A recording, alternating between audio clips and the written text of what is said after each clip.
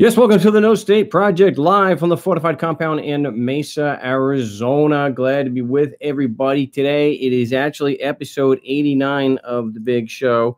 Brought to you today, of course, by Christopher in California. Appreciate the support.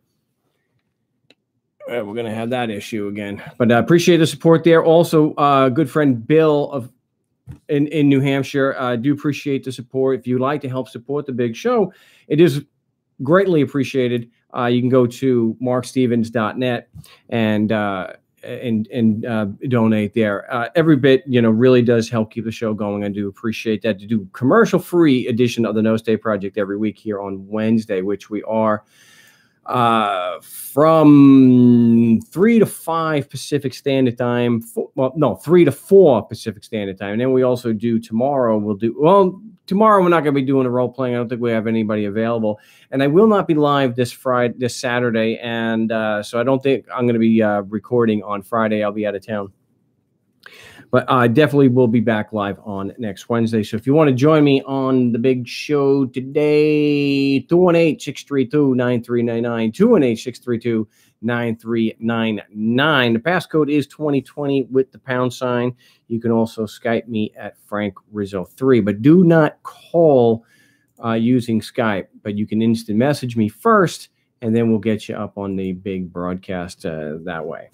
But the preferred way is, like I have in the show notes on YouTube, 218-632-9399. And so when we're talking about anarchy, getting to a volunteer society, government abuse, and defending yourself effectively in court. And just real briefly, anarchy, not meaning no rules, no rulers, no ruling class. That we reject the concept that it is okay to lie, steal, kill, and cheat other people just because you call yourself a government.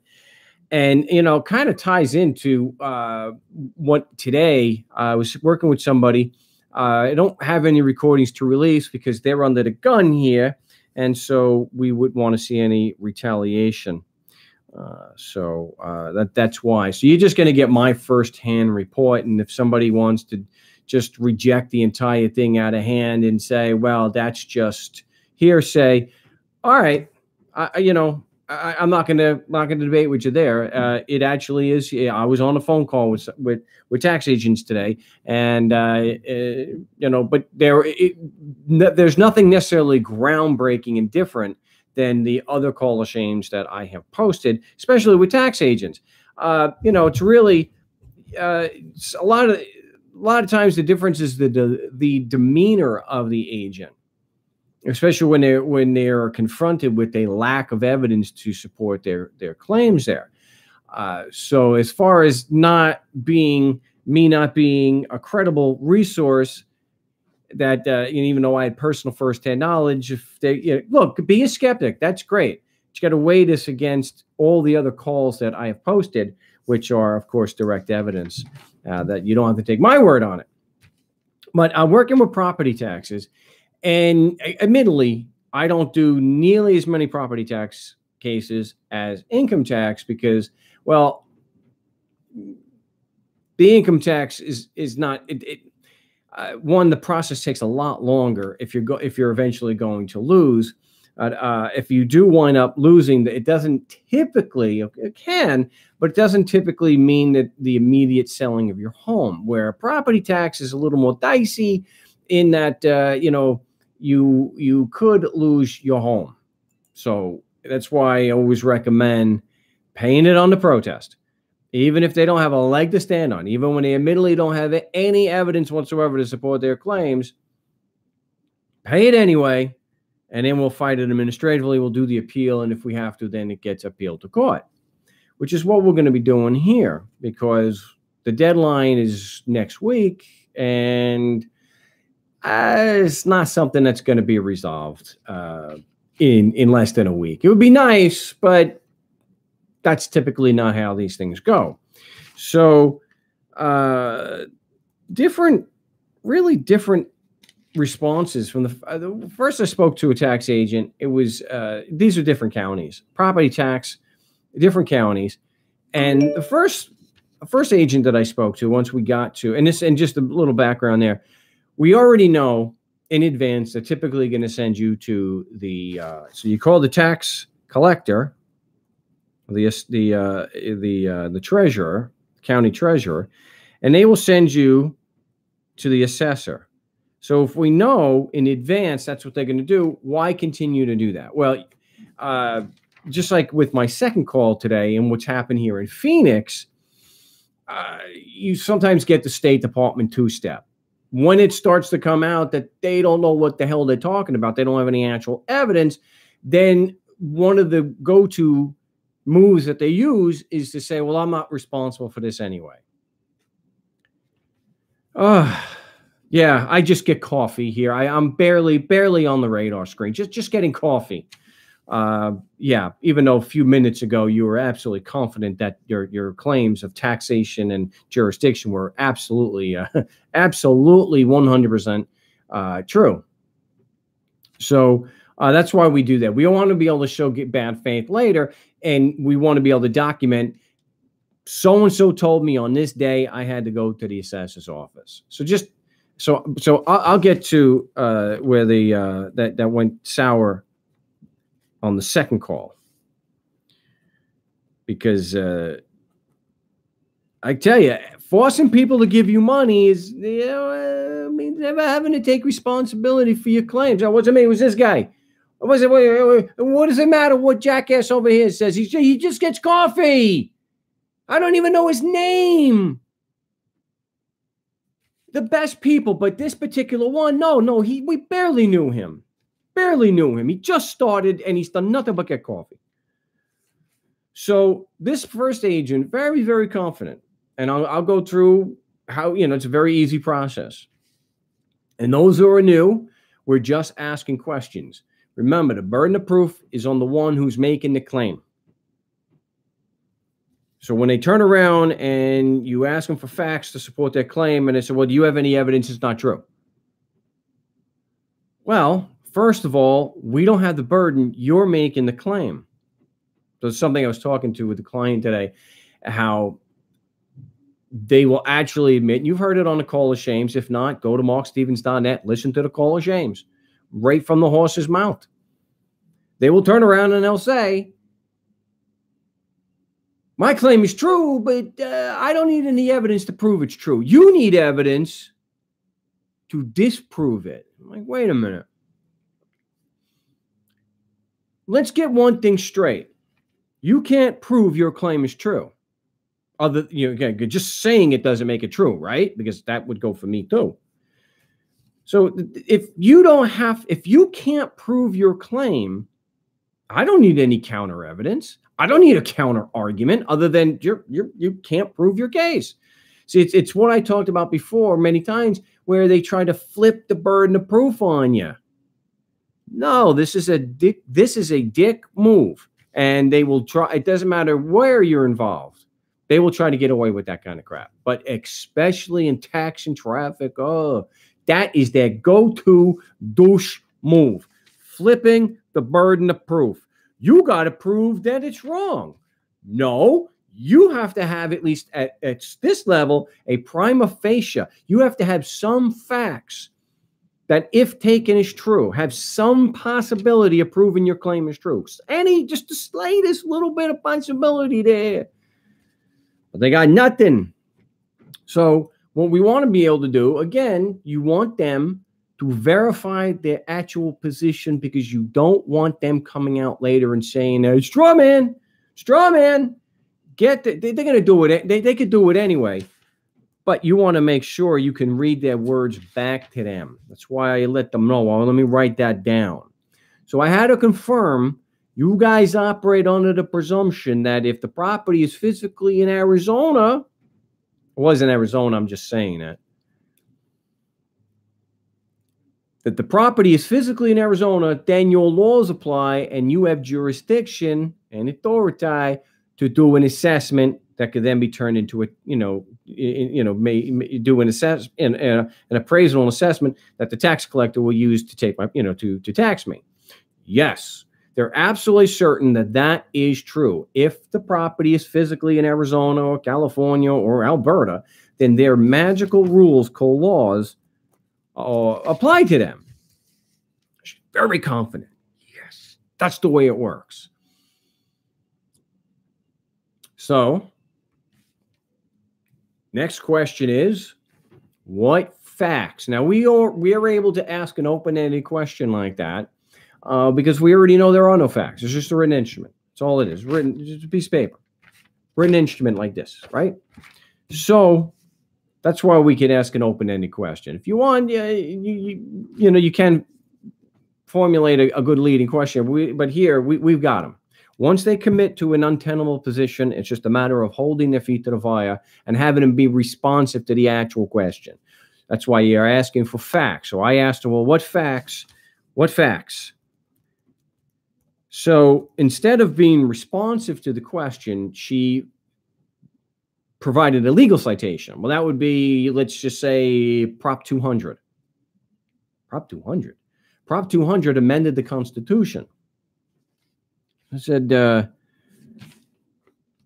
aren't you presupposing that the Constitution applies in the first place by citing a section? Yeah. So she agreed that she was making an assumption.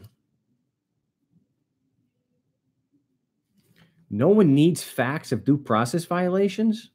Of course, you got to have facts to show a due process violation. Could be such as, maybe I'm just jumping into the conversation here, but Eric is saying that no one needs facts of due process violations. If you don't know them, you lose.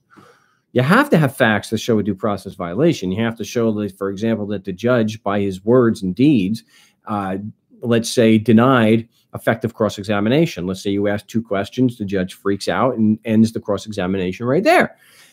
Those are facts. Those support the contention that due process was violated. We don't get to just say due process was violated and it's automatically true. That's what bureaucrats do. They make legal claims and don't have any underlying facts. I would not suggest to anybody that you can make a due process claim and a successful due process claim without showing the underlying facts. What did the judge say? What did the judge do? What did the prosecution do? For example, it could be such as a Brady violation, where Tom and the Big D is right, man. That Kathleen Zellner on Making a Murderer, holy crap, she's got some serious Brady violations in there.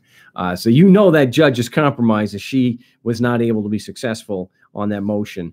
Anyway, I do recommend that. So if for a due process violation as far as Brady, then you can show that the prosecution knew, and you have facts to show this, the prosecution knew that they had exculpatory evidence. Let's say they knew the witness did not have personal firsthand knowledge. And one of the things we can use is their own objection to prove that. And that they put the witness on the stand anyway. So if you have facts, they knew the witness didn't have personal knowledge, they put him on the stand anyway over my objection. Those facts taken as true show that you have a Brady violation because they were required to give you that information. They were required to do that. They were required to say and not put that witness on the stand, but they do it anyway. So you have to have the underlying facts. So just as the prosecution or anyone else has to have facts to support their conclusion, so do we. We're not exempt from that, which is why so many times on the show, if somebody calls up with one of these name game things, some patriot thing, I start asking questions. Where's the damn evidence? Where is the proof that they're actually charging you? And pulling out Black's Law Dictionary from 80 years ago is not proof that that's how they're charging you. See, the two just don't follow. It's like trying to claim that some papal bull from 1,000 years ago is governing all of world affairs today. Yeah, there are actually people that claim that. I don't know what is crazier. A papal bull or a document from 1,000 years ago is being used to control the entire world, or this QAnon bull that says that Donald Trump is playing 4D chess and is actually working with Mueller. Wow. Wow. Oh man, we have got to stick to the facts. Okay, so that's how it's so easy to tear apart and show show these experienced tax agents. I want to point out that she wasn't neither one of these tax agents were being jerks. They cut the conversation short, but they were professional throughout. And I think that's important to recognize and why it's important for us. We need to be treating them the way we want to be treated. Whether you think they deserve it or not, that's how we should act. We should always act responsible and respectful. Because I got to tell you, I don't know anybody who likes having their worldview challenged and doing it done publicly like that. So consider that you're in their situation, that someone out of the blue that you have never spoken to before, you've never even heard the name before, you have no idea who this person on the phone is, and they call you up and they're challenging you. First, you want them to be respectful. You want to be treated the way you want to be treated. And you don't want them to be condescending. You don't want one of these, oh, he's just leading me to our gotcha moment. No, you have to be professional. You have to be rational, reasonable, and treat them the way they want to be treated. That's why I can usually say to them, I can say, have I treated you disrespectfully or unprofessionally during this call? And I said, well, no, of course not. I said, well, then I expect that you would treat me with the same level of professionalism I'm treating you. And that's usually enough for them to act professional. Oh, okay, yeah, you're right. You're right. Because they are people. Oh, of course, judges, for the most part, are far gone. Okay, so to get back to this, she is agreeing that the foundation of her assessment, which is that the laws apply because the property is physically in Arizona, she is admitting that that is an assumption. And then she kind of, I think, was feigning a bit that she really didn't understand what my position was, what my objection was to the assessment. And I said, well, you just admitted that the very foundation of your assessment was an assumption. That's my problem. That's what I'm taking issue with. She didn't understand why somebody would take issue with that and not the actual amount of the assessment. So, well, wouldn't you agree that if you can't show the foundation that you have any jurisdiction, that the numbers you came up with the value of the house and all the property, that's not even relevant yet? She didn't want to discuss that, and she didn't want to discuss what my actual argument was. My position was that, and that making an assumption under their rules is not reasonable and rational, and they don't have a presumption of correctness. And that they haven't met their burden unless it's reasonable and rational. They don't at least get the initial prima facie burden is not overcome. It's not, they don't get a presumption of correctness. It has to be reasonable and rational, and making an assumption doesn't cut that. So I again asked her, do you believe that having the foundation of your claim being an assumption, which you admit is an assumption fair and consistent with due process? And that's where she cut it. That was the end of it. She wasn't being a jerk. She didn't slam the phone down, but that was the end. She had had enough. And because just like the other agent that I spoke to in California, when he admitted it was an assumption that the laws applied, and I was asking, is that reasonable and rational? He wouldn't discuss it. That was it. So again, props to this agent for being professional and just not wanting to speak anymore. And she did go to the bureaucrat route, put it in writing, because she was still feigning that she didn't understand my actual argument. I'm like, well, I think, but I was trying to be nice, and I think it's pretty easy. You're making an assumption, and that's not fair. Now, if you disagree, just say you think making an assumption is fair and consistent with due process, and I can go to a follow-up question. But to cut it off there and say put it in writing, that is usually a dick move. That when you're on the phone and you're asking them the questions, and they say, but put it in writing. Okay, I think I used Rob Ford before as whoa, put your question in writing so I can ignore it later. That's usually what it comes down to. But she at least said she's very interested in really understanding my position and why I had an objection to the assessment. All I can do is repeat what I've already just said. So we'll put it in writing. And unfortunately, because of next week, he's going to have to pay initially, and then we have to take this evidence and use it in the appeal. And so because we know the first and last name, we know the office they worked for. Remember, this is not income tax, so we know who it is. If it gets to the administrative level, we have even an informal type of hearing, we can call her as a witness about what transpired during the phone call. Because look, the fact not appearing is presumed not to exist. And it's not that I have to it's my, and it wouldn't be if you were doing this, it's not our base assertion. It's just it's not a blanket assertion. They go, well, you don't have evidence. We have her admission on the record. It was an assumption. She admitted it. Why? Because that's the truth.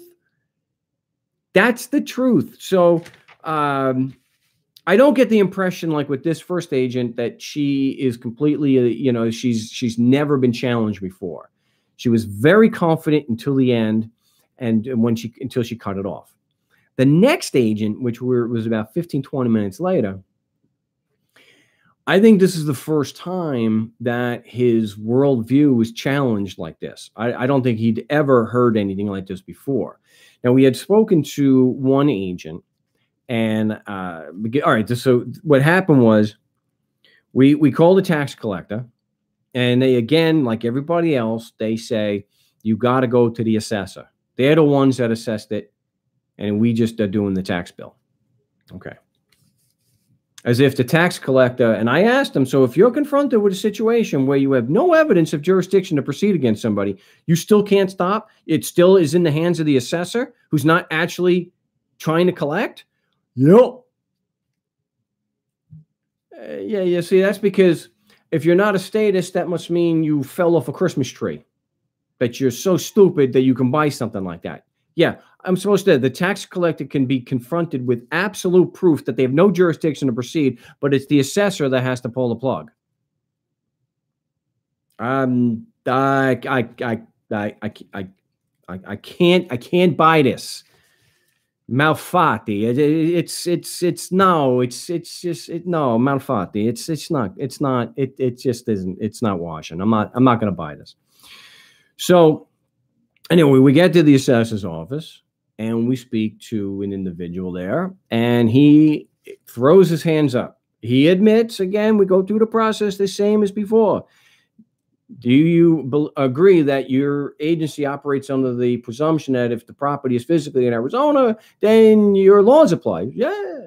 So then when you ask him, oh, what facts, if any, do you rely on to prove that your Constitution applies just because the property is physically in Arizona? And that's, whoa.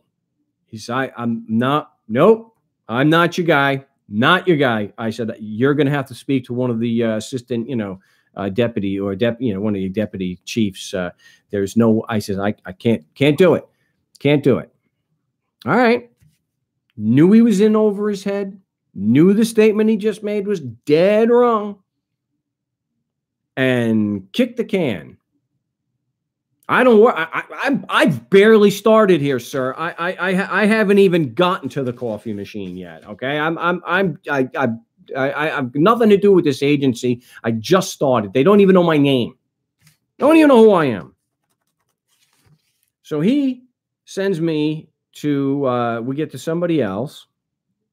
And again, I'm one of the things I'm asking and why they're going, is maybe I should have mentioned this. We want to know who has the authority to abate an erroneous assessment. And that's why the tax collector sends me to the assessor. So we get to one of the chiefs at the assessor's office, and I'm asking him who has the authority there to abate an erroneous assessment. And he says, oh, you got to go to the tax collector. So, well, I just spoke with Kevin, and Kevin said that the assessor's office. that's why I was talking to Kevin. Well, yeah, that's why I was talking to Kevin. So-and-so at the tax collector's office told me I had to speak to Kevin, and that's why they transferred me to Kevin at the assessor's office. Now you're contradicting what Kevin and the tax collector said. Okay, so he was a little more open. He was a little more open to talking, and he wanted to know what I had spoken with, the other tax assessor about, and regarding why we think that the tax assessment should be abated. And he said, I repeated the question, and he says, well, I got to tell you, asking cryptic questions like this, and I just, it's something that you can maybe email me the questions, and I'll answer that way. And so I figured, since when he threw in cryptic questions, I knew I had my foot in the door, that it wasn't going to be, just put it in writing and bada boom, bada bing, that was it. So I wrote down cryptic question because I wanted to get back to that when he was done telling me about his email address and this and the other thing and everything but answering the questions. So I said, well, I said, I think it'll see that the questions were cryptic. I think it was very straightforward. And I think because, Kevin couldn't answer, that's why he wanted to kick it up to you.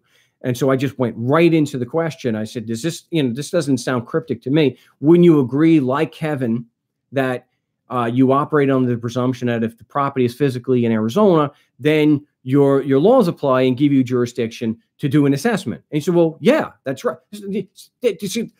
And I wanted to say, see, there's nothing cryptic in that. All I want you to do is confirm what we already know, how you operate. We're not doing anything like what some people will do. Oh, the name in all caps. No, we get them to admit first exactly how they are operating. And that is how they operate. Now, nothing else is necessary, I think. According, you can listen to the Call of Shames, and you can see we've had success with property taxes. I've posted it. I've talked about it. In fact, Mike called the show about it.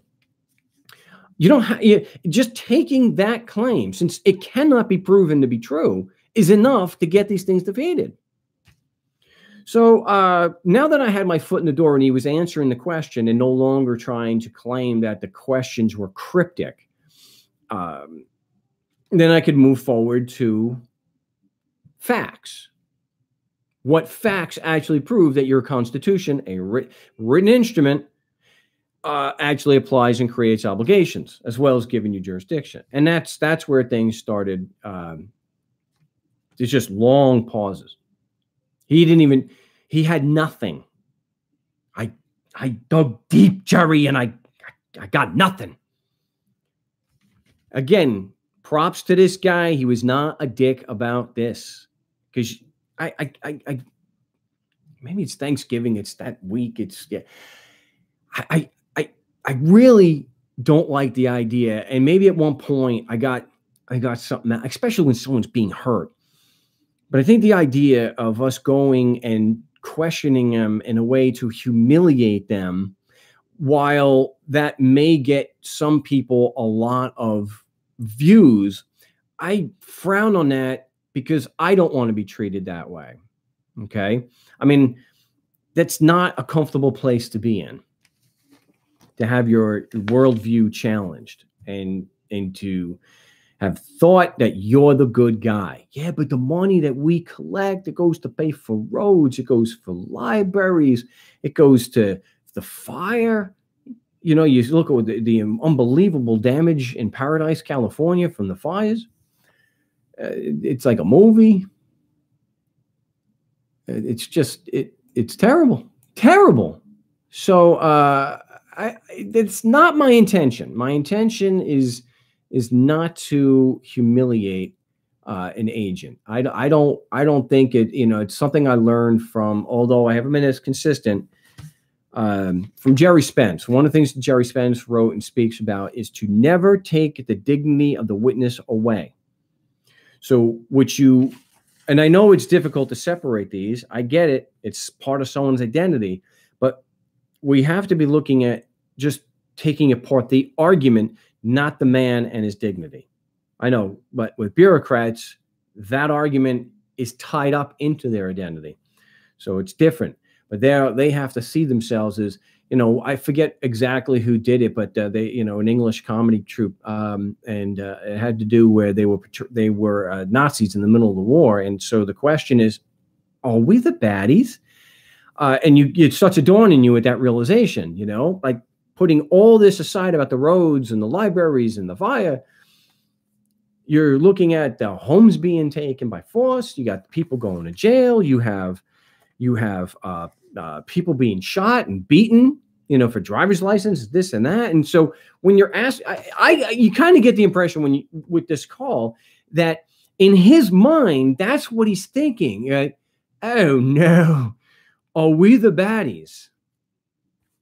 And it doesn't do us any good to hammer that away and try to humiliate them. And I don't think I came off that way. And I just let him be as, I guess I did this. I let him be as uncomfortable as necessary to get the object of the call, which was to get the assessment thrown out, or at least get the evidence I needed in order to justify an abatement. And I believe I got that. I'm pretty certain that I did get that. But if you're not familiar with the phrase a pregnant pause, it's extremely uncomfortable. I think it's uncomfortable. It's very cringy, at least for me.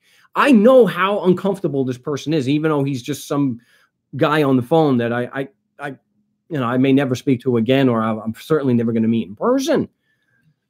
But to me, it's like watching David Brent, on The Office. It's just so cringy. And you're like, and you feel so bad for the guy, but you can't say anything. It's like it's like one of those cardinal rules of sales. When you ask that big question, when you're going to close and you ask that big question, the first one who speaks, in a sense, loses. So you just have to sit there with this 15-minute silence. Mute the mic or something. Just keep your mouth shut. And this happened like 4 times. And it got to where he used a very, what is now becoming more and more common with these property tax issues. And that is, he leaned on counsel. And he said he was not comfortable. He did not want to answer any more of my questions without counsel present, county counsel. I'm like, wow. Let me explain. This particular individual was one of the head people for the tax assessment, for the assessor's office. This is not a low-level guy that just, kicked it up. This is not the guy who they barely know his name and he just gets coffee. Who the hell is this guy? Who hired? No, this is an important guy. Just like the first woman that we spoke to in a different county, she was one of the deputy assessor. This was not just some coffee-getting schmuck. And I can't help but think that they are having one of these moments. Are we the baddies? At the least, they're thinking, I've done this job to a point where I'm one of the top people here. I'm upper management. I'm important. I'm making a difference. And then some schmuck from Long Island asks a question, is this how you guys operate? Yep. Can you prove that that's true?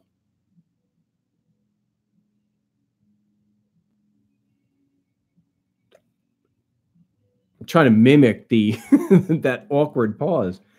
I want, and then to go from being so sure of yourself to being so unsure, you're not even comfortable speaking to me without counsel present. Wow. Think about that. With 2 questions. This is why, this is why I talk so much about how effective the Socratic method is. and why it's so effective to go in as a skeptic, not giving them an inch.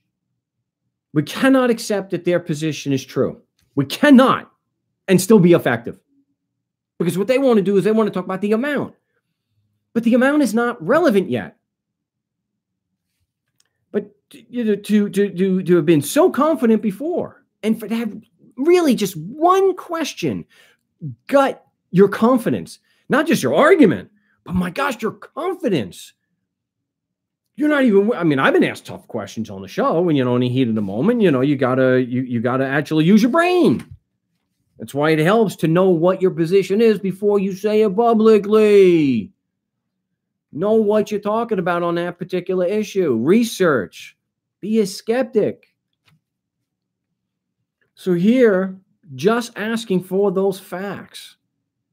Now, of course, it does help when we come at it from an anarchist standpoint, because we're already just looking at the facts and not accepting the conclusion from them of what those facts mean. See, to us, normal, rational people, we understand that if you force people to give you money, if you force strangers to give you money, it doesn't matter what your pretense is for what you're going to do with the money. Forcing strangers to give you money is criminal. It is wrong. It is immoral. And it will not create obligations on somebody. And knowing and using that when we go in. So what makes it, I believe, is why it has been so consistently effective regardless of where we are. This is why we're effective in England, because it's the same thing. I've asked them, and they've told me, Helen in England, in Sussex, hit them pretty hard on that, and at a and she was awarded costs against them. So we can do that because it's the same stupid claim, and the same claim is based on the same set of irrefutable facts, and that is that they are men. Government doesn't exist. It's just men and women forcing us to give the money. That is what destroys their argument. That is what destroys their claim. Like when they say, well, the people voted on the Constitution. No. First of all, the state constitution, that's just wrong. It's just wrong.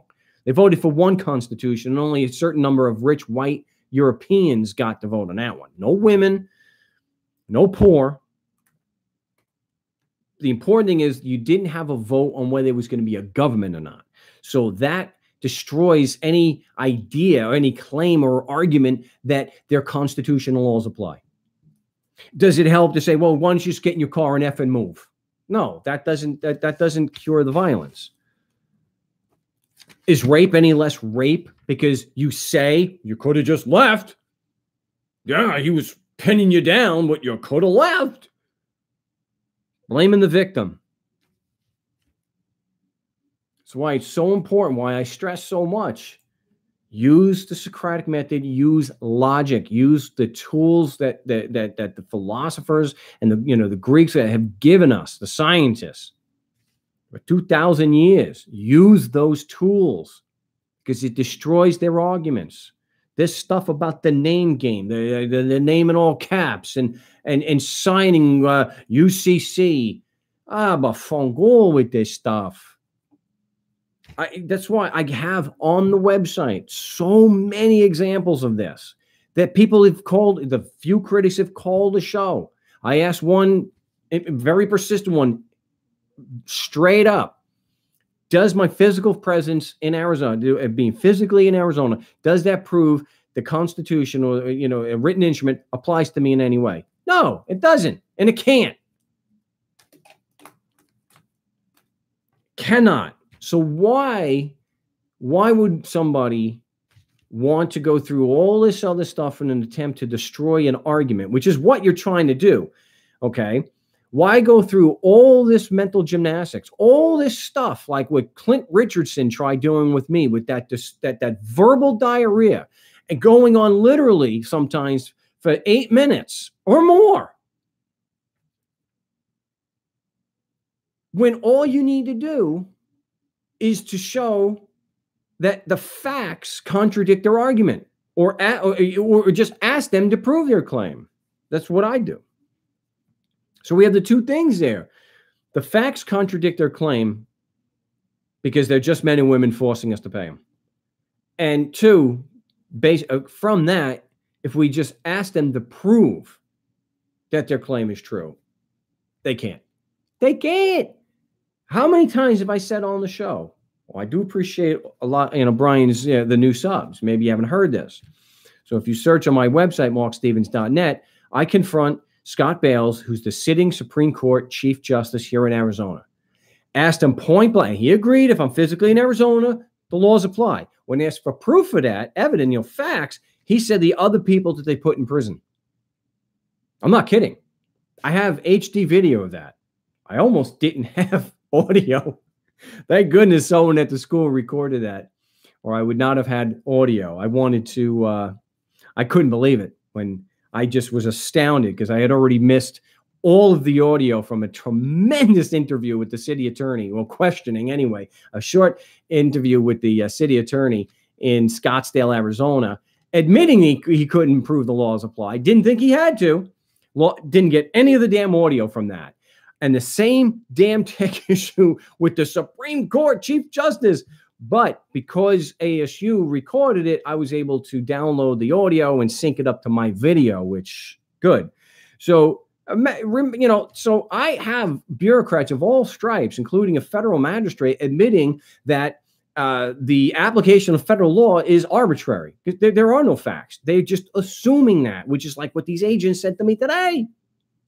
So knowing that they don't have any evidence whatsoever to support their claim, why try to build some Byzantine type of argument or counter argument rather to disprove that?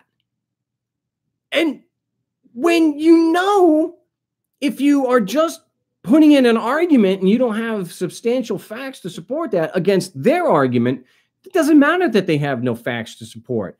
Whose argument do you think is going to win here? You are not going, even if you're right about the name game, and there's a multi-million-dollar treasury account over here. Do you have any chance of using that with success? And the reason why the people who promote that stuff do not have court documents showing it's been successful is because it hasn't been successful. And I don't buy for a second, but they scrubbed the docket. No, because you still have copies of it. You had to have been informed. Your documents still prevail. You can then show fraud on the part of the clerk because you can show a docket number stamped from that court and there's no record of it. Doesn't go to court without a record. You got a record of something. Now, I do know that there can be examples where a friend of mine recently, this happened, where they were falsely arrested, where the federal court had no business ordering somebody's arrest. It had not been, that was deliberately not affirmed on the part of the Court of Appeals. They had him arrested anyway. Now there's a record of this at the federal level. Oh, yeah. There's no record of the arrest at all at the jail. But if something goes through court, you're going to have a record. You're going to have a, so I think it's, and I'm saying this because I still have people contact me who are telling me, and they're looking for help and they want to know how to do this and that. And they give me a short summary because, walls of text, delete. And they're using UCC. I signed at UCC. I did this and the name and the this and the name, they get all caps and this. And everyone I question about that, the best they can do to show that that is valid is I read it on the internet or I saw something about capitis de minimis in blacks. I said, but do you have any actual proof? That's how they're charging you. I'll even humorize, not that I want this to be done, but look, if you have to satisfy yourself, you can ask them, why is my name in all caps? Is that significant at all? Is that something I need to defend against? Because at least the bottom line is, if you have proof that it is and he lied, now you've got a Brady violation because it was evidence being used against you that was not disclosed. I wouldn't use it. I wouldn't use it. If you can go in and you can shut down the entire conversation by asking a few questions. Why? Why? And you have to question why people are selling this crap. Oh, well, it's to make money. There's a sucker born every minute. And what really hurts is when you get someone who is under stress and says, well, I can't lose. I can't have this. I don't want this and that. I don't want the record. I can't have this. I could go to jail. And I want to throw everything at them. And that is a very bad way to go. Because guilt by association or poisoning the well. Why do you think that they turn around and they'll say to me, you're a sovereign citizen? What part of anarchist did you miss? So they lump you in as a sovereign citizen as a way of negating or being able to ignore all of your arguments. And so if that's not why they're doing it, then, you know, I have no idea. That's the only one that makes sense. And I based it on, I've been told that by prosecutors. I've been told that by tax agents. And in fact, in California, it's actually part of their official policy to not listen to anyone that they label a tax protester. The official policy is not to respond to you. So, yeah, I'm not just making up this.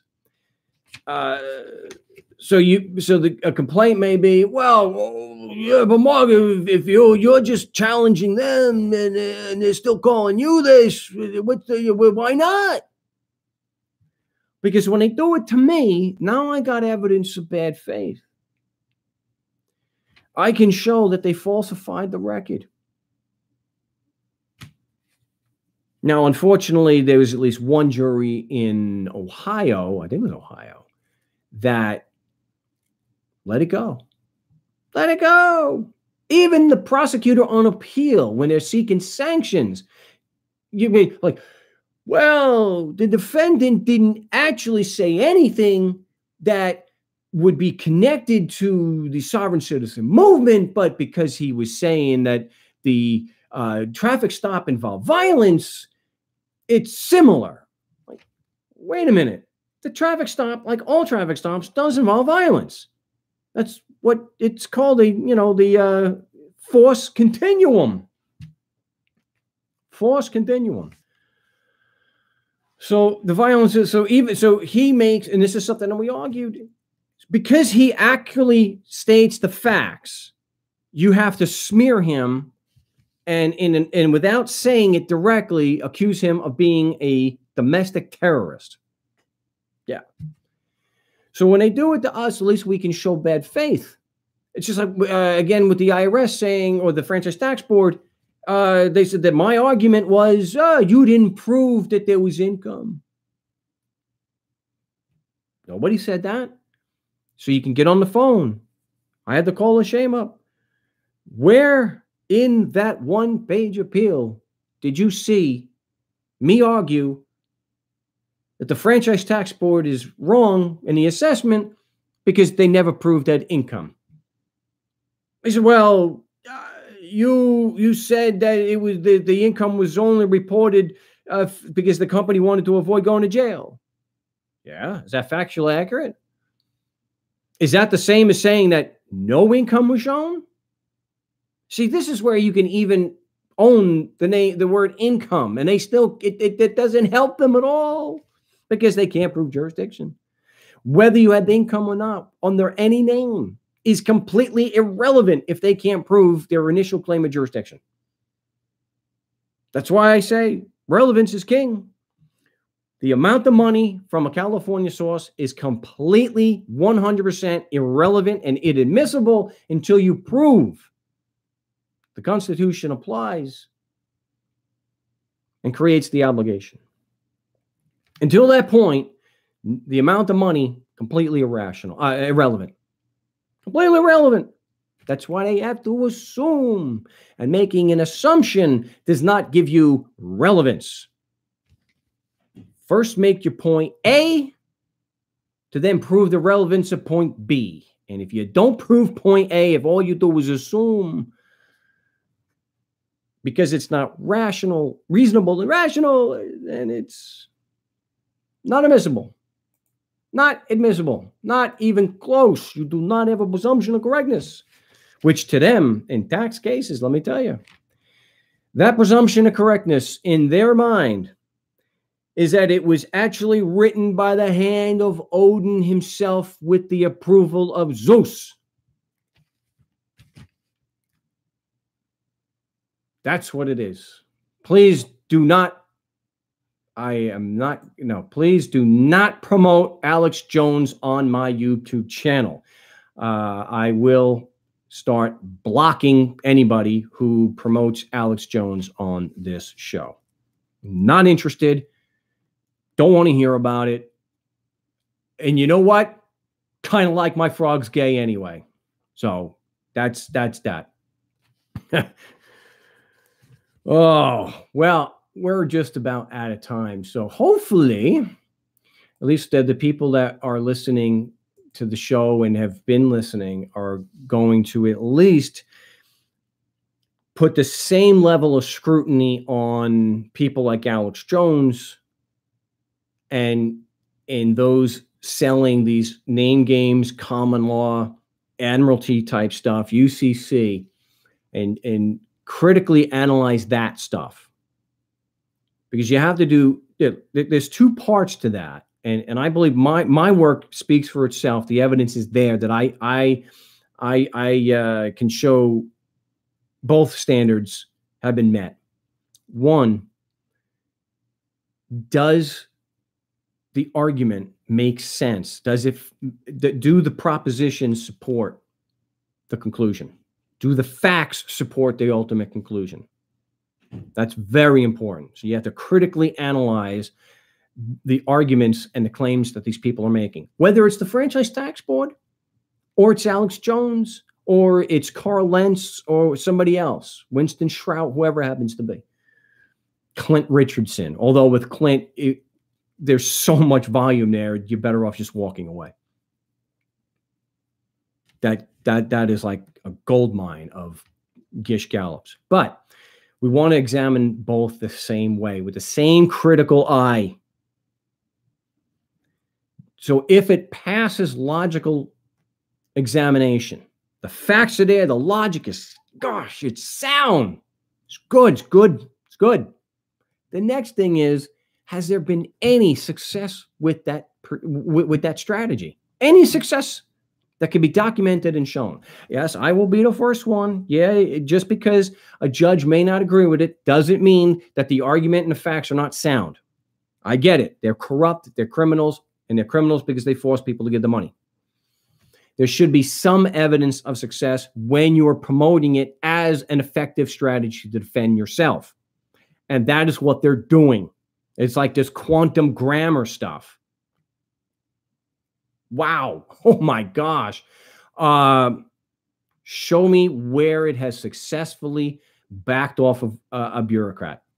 Show me the proof. Show me the evidence. That's what's missing. So to summarize, this is just today 2 more examples of how easy it is to analyze and destroy someone's argument with just a few questions. Don't take the burden upon yourself. The burden is on the one who makes the accusation. And we know when they say, well, what evidence do you have? It's not true. We know what we've got them. They're trying to flip the burden. And if they say something like that to you, you can just answer because you'll have actual evidence. What I do is, you just admitted it was an assumption, or you are not able to prove your claim is true. Those are my facts. I wrote down what you said. Those are my facts. I asked you right in front of an entire law school audience.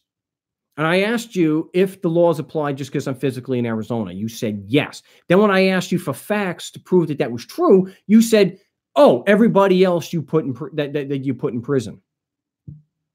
Those are my facts. Those are the facts to show that you cannot support your claim, that your claim has not been proven true.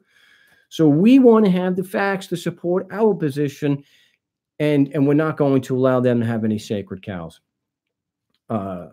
So I do appreciate everyone tuning in. I don't know if we hit a record today, but I got to tell you, I think we did. So thanks to the new subs, people watching, and of course to Brian with high impact blog for having that video of my work and referring people to the channel. This has been episode 89 of the No State Project, brought to you today by Bill in New Hampshire, and of course Christopher in California, who's called into the show. Appreciate that. If you want to help support the big show, you may do so at markstevens.net. I'm sorry that I will not be live on Saturday, but the next time we will be live will be on the this Wednesday broadcast. So till then, salud.